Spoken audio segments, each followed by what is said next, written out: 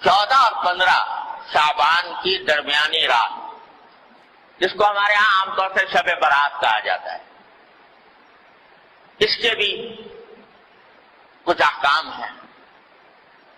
یہ ایک ایسی رات ہے جس کی فضیلت متعدد روایات سے ثابت ہے،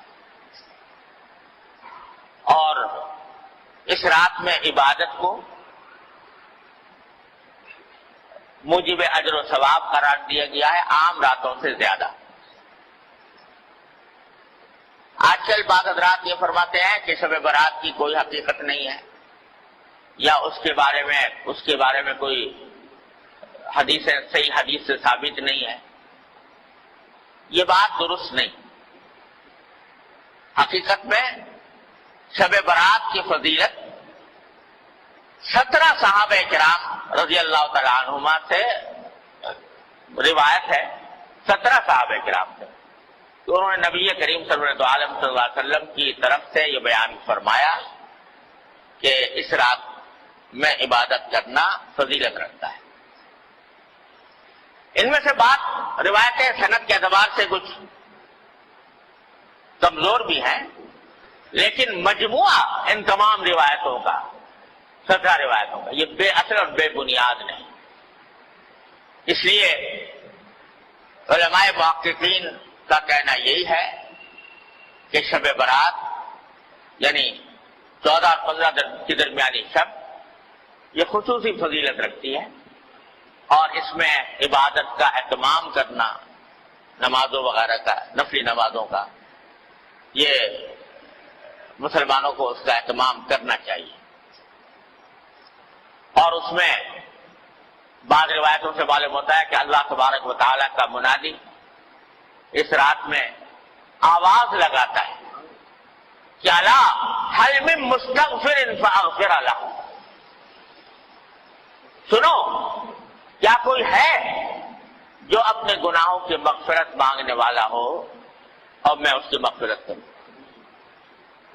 هل من مبتلا فاعافیہ، ہے کوئی مبتلا مصیبت، مشکلوں میں مبتلا، جس کی مصیبت کو میں عافیت سے تبدیل کروں۔ یہ ساری رات اللہ تبارک و تعالیٰ کی طرف سے اعلان ہوتا رہتا ہے۔ لہذا اس رات میں جاگنا اور عبادت کرنا یہ عام راتوں سے زیادہ فضیلت کا سبب ہے۔ دعائیں کرنا، بشرطے کہ وہ عبادت اسی طرح کی جائے جس طرح جناب نبی کریم سرور دو عالم صلی اللہ علیہ وسلم نے فرمائی، اس میں بھی اپنی طرف سے کوئی اضافہ نہ ہو۔ جیسا ابھی میں نے بتایا، مثالیں دی آپ کو کہ اپنی طرف سے اضافہ کوئی شریعت میں مقبول نہیں۔ کل محدثۃ بدعہ وکل بدعۃ ضلالہ، ہر نئی بات جو انسان دین میں پیدا کرے وہ بدعت ہے، اور ہر بدعت گمراہی۔ تو شیطان تو انسان کے پیچھے لگا ہوا ہی ہے، اسے دیکھا کہ یہ رات فضیلت والی آنے والی ہے، تو اس فضیلت والی رات میں مسلمان متوجہ ہوں گے، اللہ تعالیٰ کی طرف رجوع کریں گے، عبادتیں کریں گے، دعائیں مانگیں گے، تو میرا تو گھاٹا ہو گیا۔ لہذا اس نے ایسے ایسے طریقے ایجاد کروا دیے کہ لوگ جو ہے عبادت سے ہٹ کر ان طریقوں میں لگ جائیں، اور ان کی وجہ سے اس رات سے جو فائدہ اٹھایا جا سکتا تھا وہ نہ اٹھا سکتا۔ کیا کے طریقے گڑھ لیے کہ بھائی نماز پڑھو یا نہ پڑھو، شب برات کا حلوہ ضرور پکاؤ۔ وہ نماز پڑھو یا نہ پڑھو، عبادت کرو یا نہ کرو، لیکن حلوہ پکانا ضروری فرض۔ اگر کوئی نہ پکائے تو قابل ملامت، کہ لے بھائی اس کے گھر تو شب برات کا حلوہ بھی نہیں پکتا، یہ بڑا وہابی ہے، یہ جو ہے ایسا کنجوس ہے، بخیل ہے کہ اس کے گھر میں حلوہ ہی نہیں پکتا۔ اب کوئی خدا کا بندہ پوچھے کہ بھئی حلوے کا کہیں ذکر قرآن میں، حدیث میں، صحابہ کرام کے تعامل میں کہیں ہے؟ کہ بھائی شب برات کے دن حلوہ پکنا چاہیے. نہ قرآن میں اللہ تعالیٰ نے فرمایا، نہ نبی کریم صلی اللہ علیہ وسلم نے ارشاد فرمایا، نہ صحابہ کرام کے عمل میں کہیں اس کا کوئی دور دور کوئی نشان نظر آتا ہے. مگر یہ حلادی بات اور اس کو فرض اور واجب سے زیادہ ضروری قرار دے.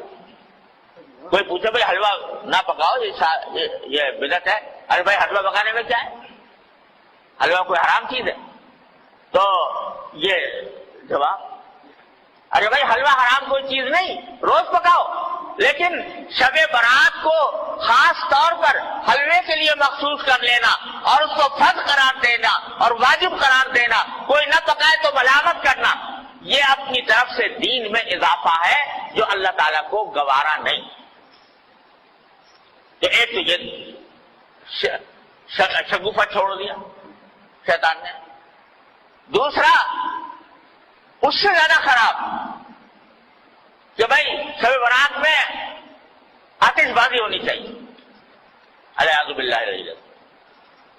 اس میں لاکھوں روپیہ آگ میں جلا دیا آتش بازی کرنے سے.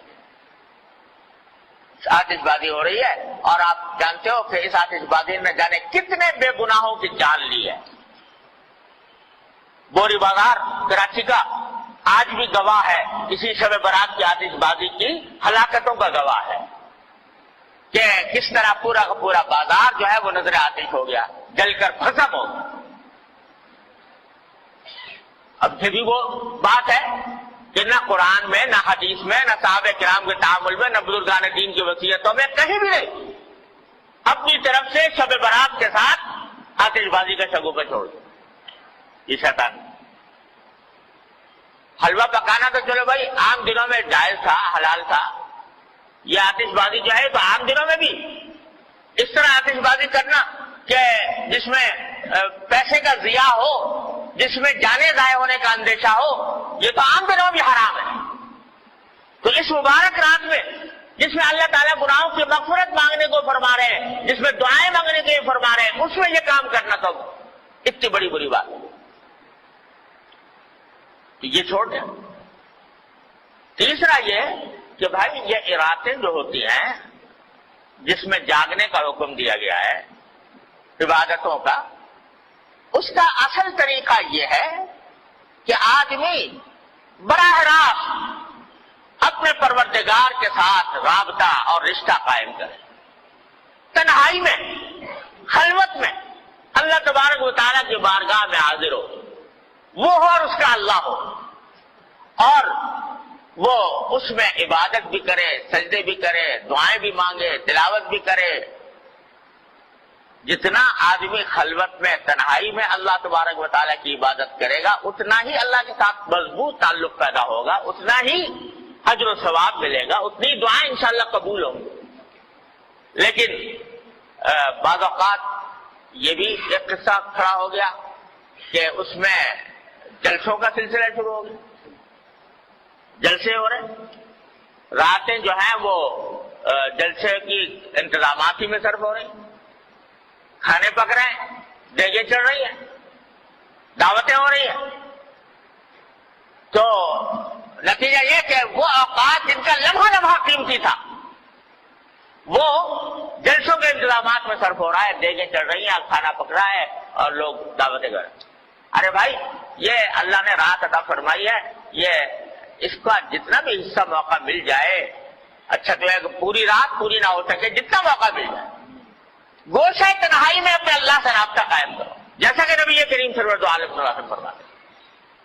تو اس میں نمازیں، نفل نمازیں پڑھے، لمبی لمبی صورتیں اگر یاد ہے وہ پڑھے، دعائیں کریں، مناجات مقبول دعائیں، نبی کریم صلی اللہ علیہ وسلم کی دعائیں ہیں وہ کریں، اپنے ذات کی دعائیں کریں. آج پوری امت مسلمہ ایک عظیم آزمائش میں مبتلا ہے اور ہمارا ملک خاص طور پر گھرا ہوا ہے، تمام چاروں طرف سے خطرات اور فتنوں میں گھرا ہوا ہے. اس کے لیے دعا کریں اور اللہ تبارک و تعالیٰ سے مانگیں. اس کام میں اس رات کو صرف کرنا چاہیے. اللہ تعالیٰ اپنے فضل و کرم سے ہم سب کو اس کی توفیق عطا فرمائے. اور بھائی اس کے بعد اگلے دن جو ہے یعنی 15 شعبان، اس کے روزے کے بارے میں کوئی حدیث صحیح نہیں. یہ جو مشہور ہے کہ اس رات کا، اس دن کا روزہ رکھنا جو ہے وہ خاص طور پر اس دن کا روزہ، اس کے لیے جو حدیث آئی ہے وہ بہت کمزور، ضعیف ہے، قابل اعتبار نہیں. البتہ ابھی بات کر چکا ہوں کہ شعبان کے سارے ہی مہینے میں آپ روزے رکھا کرتے تھے،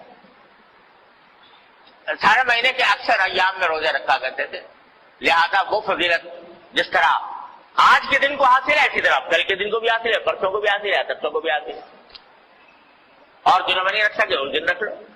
لیکن خاص طور سے 15 شعبان کے روزے کی کو زیادہ فضیلت سمجھ کر روزہ رکھنا مناسب نہیں. لیکن سارے شعبان میں جب بھی موقع مل جائے رکھ دیا جائے. اس طرح اس شب برات کو، اس رات کو گزارنا چاہیے. اللہ تبارک و تعالیٰ سے دعائیں کرنی چاہیے. البتہ ایک بات اور سمجھ لیجئے، ایک روایت میں آتا ہے کہ اللہ تعالیٰ اس رات کے بارے میں بھی آتا ہے، شب قدر کے بارے میں بھی آتا ہے کہ اللہ تعالیٰ اس رات میں اتنے لوگوں کی مغفرت فرماتے ہیں جس میں قبیلہ کلب کی بکریوں کے بال. آپ نے یہ فرمایا، قبیلہ کلب بہت بڑا قبیلہ تھا، ان میں بکریاں بہت ہوتی، ہر بکری کے جسم پہ بال بہت ہوتے. تو سارے قبیلے کی بکریوں کے بال جتنے ہیں اتنے انسانوں کے لگا مغفرت ہوتا، مگر فرمایا 2 آدمیوں کی مغفرت نہیں. اللہ بچائے. ایک وہ جو کسی مسلمان سے کینہ رکھتا ہو کسی مسلمان سے.